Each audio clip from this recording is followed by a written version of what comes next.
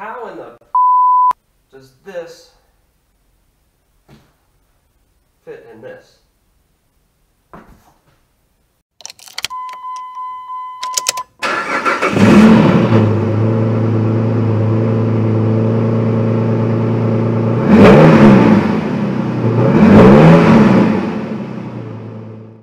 Welcome to Project Renegade Episode 4. We're going to try to figure out how that fits in here. At least this is what it's supposed to be. Let me set you up over here. You can see, I'll cut the box open and then show you what exactly is in it.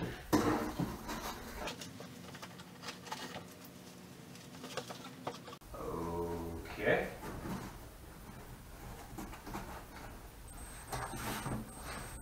Can you see that? I don't know if you can see that or not.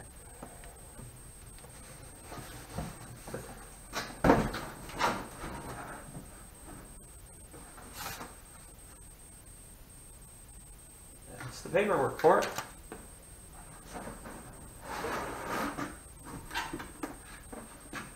That's what we got.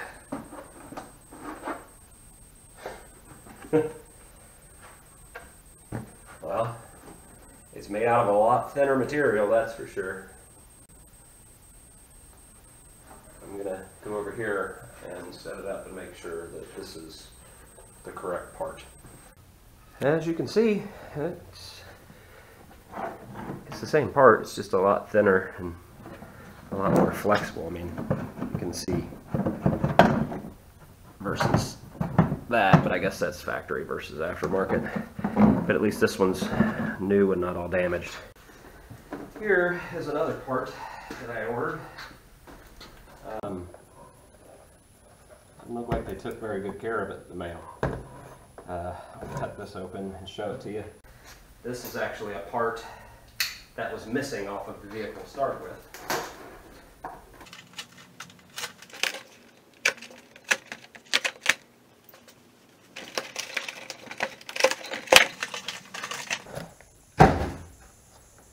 This. They call this a front fascia trim plate. It actually goes on the bumper. Actually, let me show you. If I remember correctly. Yeah. It goes right in there somewhere like that. Yeah, this piece here is very expensive, surprisingly. I looked at some pictures and saw some other Renegades, and I was like, well, our Renegade doesn't have that part. And the wife told me that it originally did have that part, but it fell off a long time ago. And I decided to look it up online, and I couldn't figure out, what it was called, so I couldn't find the actual part. So I called the dealership, explained to him what it looked like and everything, and he looked it up, and he was like, "You're not going to believe this. It is $640. I kid you not. $640 for this flimsy little piece of plastic." And I know what you're thinking. Dealership always overcharges for everything, which of course they do. I asked him, I was like, just out of curiosity, how much is the bumper? Just the bumper cover for that vehicle. Because I figure if he wants $600 for this, he's going to want $1,000 for that. He comes back, he says $249.99. And I said, "Are you sure that that part is $640? He's like, "That is what our system is showing." And he gave me the exact part number for it. I looked it up online. And if you would like to actually look it up online, I'll put the part number here. You can check out that part number, put it in Google, put in Jeep, and then that part number, and you'll see the results that come up. You can find them a little cheaper than $640, but they're all in the $400 and $500 range. I have no idea why. Luckily, the wife knew I was looking for this part, and she happened to jump on eBay, and that very day somebody put an ad up for this piece. They wanted $37 and some change for it. G-click buy it now. If that person only knew how much this part sells for, a $600 part, and we got it for $37. Yeah, I mean, it's scratched up and stuff, but I'm going to refinish it. It's going to be part of this episode. I've got to get some new double-sided tape. I don't know if you can see in there. It actually snaps in here, and then it has double-sided tape that kind of sticks it to the bumper. So I guess that's enough rambling about this part. We can show you here. I didn't do it on camera because, I mean, it was just gluing, but as you remember in the other episode, I said I was going to glue that piece in there, and I did. I actually got it glued in there, and now this thing is actually back to what it needs to be. It's pretty strong. Along with the new front fascia trim plate that I just showed you. I forgot to show you this stuff. We got some other stuff. I had to get a couple boxes of these little plastic rivets. I really didn't need that many, but I just wanted to get extra because I'm known to screw stuff up. We got a bag of push pins that also holds the bumper and stuff on. A whole bag of, I've always called them Christmas trees. They're like the little push pin, they look like little Christmas tree push pins. I've had these already. I don't know if I showed you. These are the clips for the Fender, and they use these on just about every Jeep. These can actually be used on all the new Wranglers and stuff too. They're just slightly different, but they will work. The ones that go on the Wranglers are black, and there's just a slight difference in here, which I won't get into. And then to install these little plastic rivets, when I was looking online, the tool for it online was $29.99 for this tool. Well, I got to looking around, and I'm known to buy cheap stuff.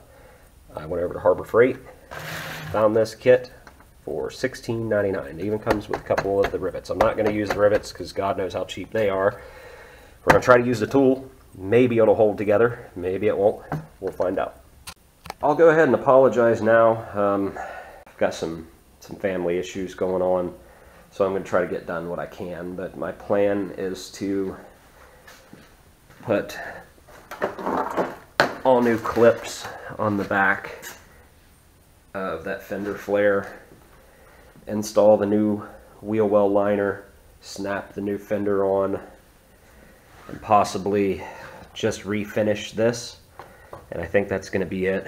We're definitely not going to get to putting the rest of the front end back together. I've just got some other things that need to be taken care of, and I'm just not going to have much time, but I definitely wanted to get an episode 4 out there. So I guess I'll just shut up and get the camera set up, and we'll get going.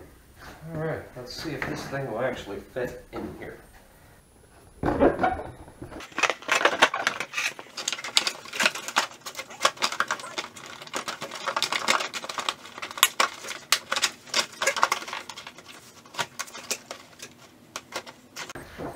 Okay, a couple of those plastic rivets and push pins, and I think that's about how it goes. Hopefully you can see in here. I can take one of these, well, if I can hang on to it. Christmas tree clips, as I call them. These basically, they don't really add any strength. They're just kind of here to keep it in place while you are putting it together. Okay, and next step is going to be going through all these rivets. Okay, we're going to try to give you a close-up view, if I can, how these work. Well, if I can get them to work, because I'm not quite sure if I know how they work myself. Just going to go in here, and then through this hole up here, and then slide it onto the rivet gun, and squeeze.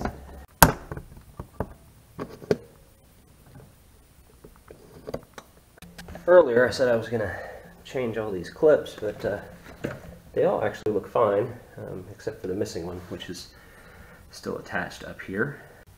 Alright, we're going to snap the new one in place. That's it. It just snaps just like that. Alright, let's snap this fender on here. see, I've got to get the wheel liner. My light's going to be in the way. I'm going to get the wheel liner in between here because it rivets to it. Help if I was anywhere close to lined up.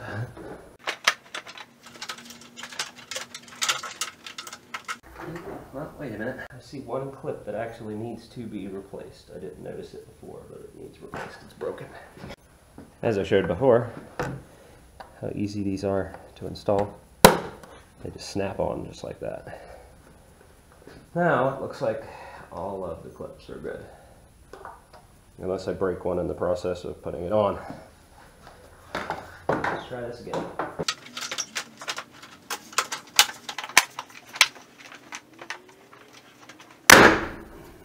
Time for more rivets.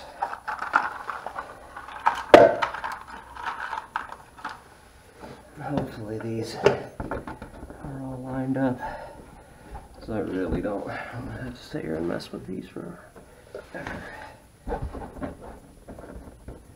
Hey, that one's magically lined up.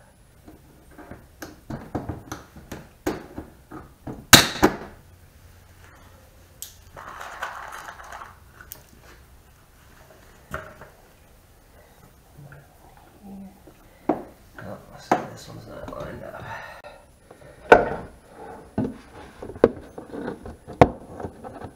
There you go.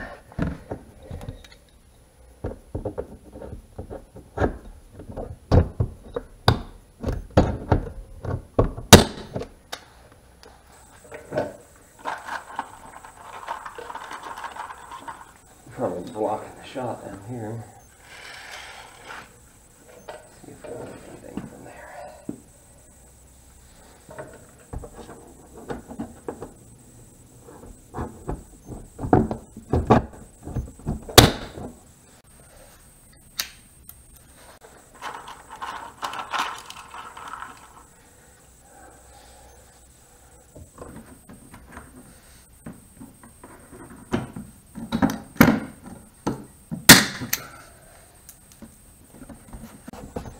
Okay, that is a secure wheel well.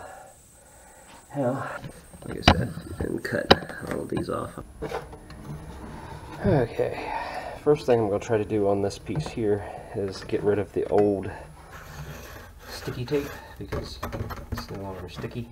I just don't know of an angle that I can set you guys up at that where you could see it.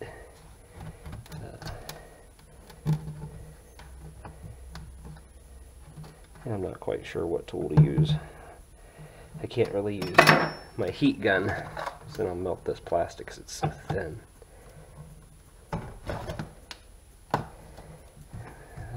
Yeah, I'm going to peel that off and then I'll show you when I'm done. That way I don't bore you to death. Alright, I decided to put the little wand on my grinder. I got most of it off, but I'm going to see if this will actually kind of get the rest of it off of here.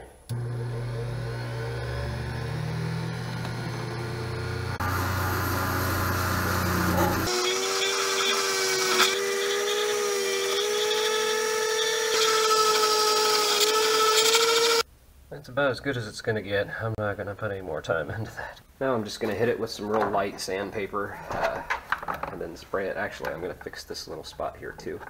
I'm going to hit it with some real light sandpaper so I can get rid of some of the discoloration and some of the rough spots where it's been scratched up a little bit and just smooth them. I'm not going to make it perfect. And then I've got some of that PS2 paint left from the what are they called? The rock sliders. I've got some of that paint left and some of that clear, and then I'm going to repaint it and then I'll show it to you. I'm not going to bore you with me sitting here sanding. Here's a free tip for you. If you find yourself doing a lot of sanding, or if you have a lot of sandpaper, find one of these binders. I just put a piece of painter's tape on there and wrote sandpaper. Take one of these binders, open it up, and you can have all of your different sandpaper all sorted out and the different files and stuff. I have it marked in any of these yet, so I still have to kind of flip through and look on the back like, oh, there's 60, you know, there's 100. But eventually I'll put the little tabs in here and mark what they are. But it's a nice way to store your sandpaper, keep it all together, and find it when you need it. Alright, so there it is after being sanded. I don't know if you can tell any difference or not. Okay, since we've got this sanded down, like I said, I'm not going to make it perfect, just to paint it. I don't want to settle on the floor and get paint all over the floor. I want to be able to kind of paint all of it at once. So I set you up over here so you can see this kind of like little mini jig thing that I'm going to make that will hold it so I can paint it.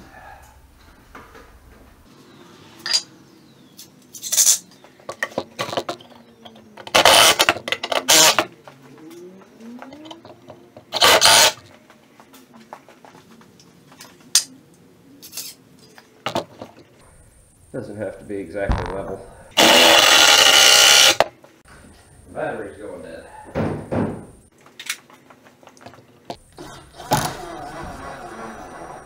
Those are my batteries are dead.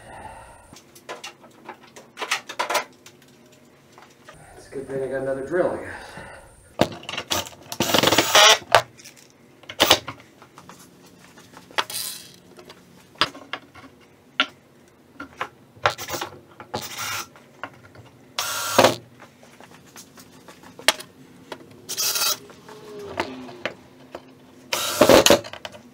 Okay, it might look kind of weird, but let's see if it actually works. What I should be able to do, set that right there, and I can paint all the way around it without painting the floor or painting the wall. That should do it. And as always, I'm going to spray it down with some pre-prep cleaner. You may notice that the Project Renegade's moved all the way over there against the wall. I had to do a little bit of work on another car real fast and just decided to leave it parked over there for now so it'd be out of the way while I was painting. So like I said, this is the pre-prep cleaner stuff. As you've seen, I haven't primed it or anything. I'm just going to spray over it. I've sanded off the factory clear. I'm just going to paint right over top of the factory silver.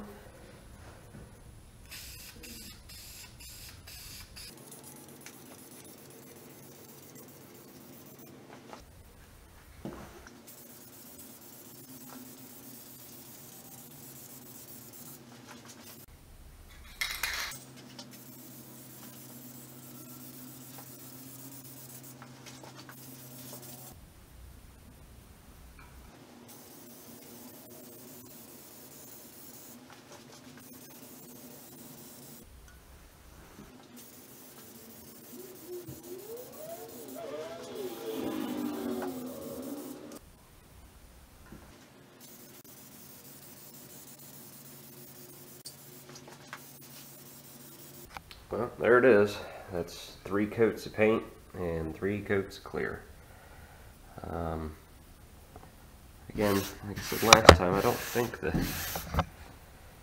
paint match is the greatest, but it seems like it's, well, close, I guess. But yeah, that's the part. Well, that's the end of Project Renegade Episode 4. Sorry, it was probably not the most exciting, and didn't get a whole lot done. As I said before, had some issues in the family, and hopefully we'll be back to some normal stuff here soon.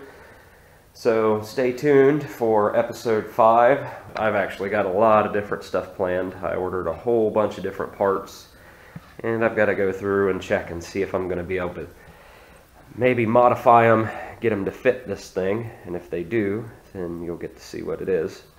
So stay tuned for Episode 5. If you want to keep up with Project Renegade, make sure to like and subscribe to my channel.